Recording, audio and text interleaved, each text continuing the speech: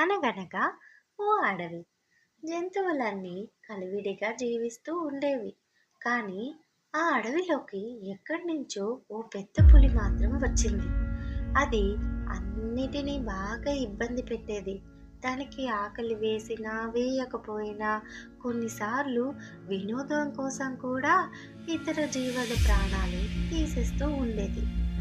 ఎంతో హాయిగా జీవనం సాగిస్తున్న ఆ జంతువులకి పెద్ద పులి కంటి మీద కొనుకు లేకుండా చేసింది.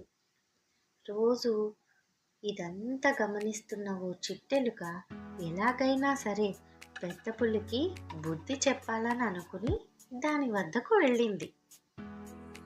ఓ పెద్ద పులి, నీవు చాలా బలవంతుడవని నీకు బాగా తలపొగరు.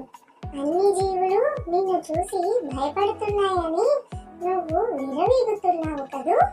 నువ్వంటే నాకు అస్సలు భయం లేదు.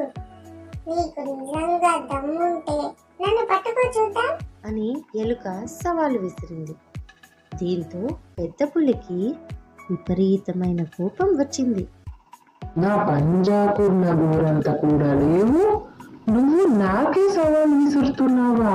సంగతి చెప్తా చూడు అంటూ పెద్ద పులి ఎలుక వెంట పడింది. ఎలుక వేగంగా పరిగెత్తింది.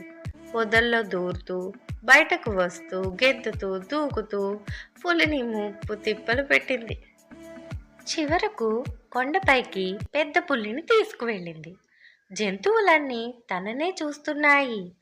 ఎలుక తనకు దొరకటం లేదు, పరువు పోతుంది అన్న ఉక్రోషంతో పెద్ద పులి మరింత వేగంగా ఎలుకను వెంబడించింది.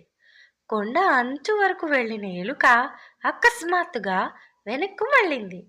పెద్ద పులి మాత్రం లోయలో దూకి తన ప్రాణాలు కోల్పోయింది. మిగతా జంతువులన్నీ కేరింతలు కొడుతూ ఎలుకని మెచ్చుకున్నాయి.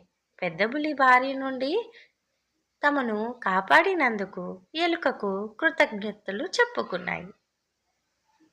ఈ కథ మీకు నచ్చినట్లయితే please like, share and subscribe. Bye bye.